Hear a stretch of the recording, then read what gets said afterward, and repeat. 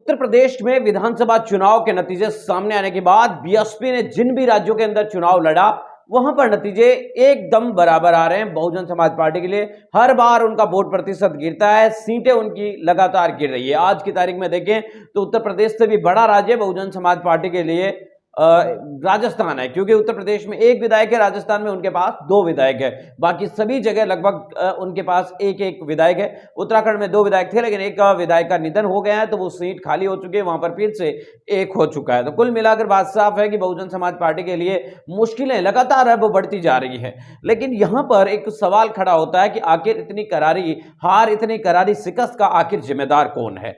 क्या इस जिम्मेदारी के लिए हम किसी दूसरे को जिम्मेदार ठहरा सकते हैं? क्या इसके लिए कोई और जिम्मेदार है? क्या कोई संगठन जिम्मेदार है, या फिर कुछ और सिस्टम, या फिर पार्टी का खुद का सिस्टम इसके लिए जिम्मेदार है? दरअसल आपको बता दें कि जिम्मेदारी चाहे आप किसी के ऊपर भी थोप सकते हैं, जिम्मेदारियां आप चाहे जिस व्यक्ति के ऊपर थोप सकते हैं, किसी दूसरे को ब्लेम कर सकते हैं।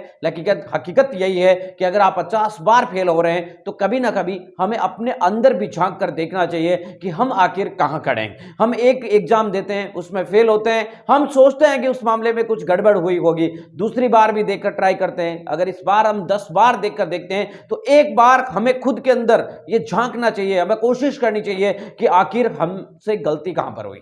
आज की अगर बात करें तो लोकसभा चुनाव के अंदर एक लोकसभा का चुनाव जीतने के लिए करीब 3 से 5 लाख वोटों की जरूरत होती है। उत्तर प्रदेश जैसे बड़े राज्य के अंदर तो आपको 3-4 लाख वोटर नॉर्मल एक सीट के लिए चाहिए। तो आप सोच कर देखिए कि 3-4 लाख लोगों को पोलिंग करवाना, किस तरीके से वोटिंग करवानी है, जो बीजेपी के हैं उनको रोककर हमें अपनी लोगों की 4 लाख लोगों की वोटिंग कैसे करवानी है, कैसे लोगों को वहां पर पता करना है कि कौन बीजेपी का है, कौन कांग्रेस का है। बाकी चीजों को भी छोड़िए, कम से कम आप ये तो सोचिए कि क्या आपने 4 लाख लोगों तक अपने पार्टी के सिंबल को पहुंचाया, अपने पार्टी के प्रत्याशियों तक पहुंचाया? क्या फिर आप अपनी पार्टी का जो सिंबल है उसको लेकर गांव-गांव की नुक्कड़ तक घूमकर वहां से निकल गए? तो ये कई सारे ऐसे बड़े सवाल है जो खड़े होते हैं। क्या हमने कभी अपने अंदर झांक कर कोशिश की? दूसरी तरफ लोग कहते हैं कि प्रधानमंत्री नरेंद्र मोदी, अमित शाह इतने बड़े नेता है, लेकिन उसके बावजूद गांव गली के अंदर नुक्कड़ के ऊपर वो रोड शो करने लग जाते हैं, पर्चे बांटते हैं।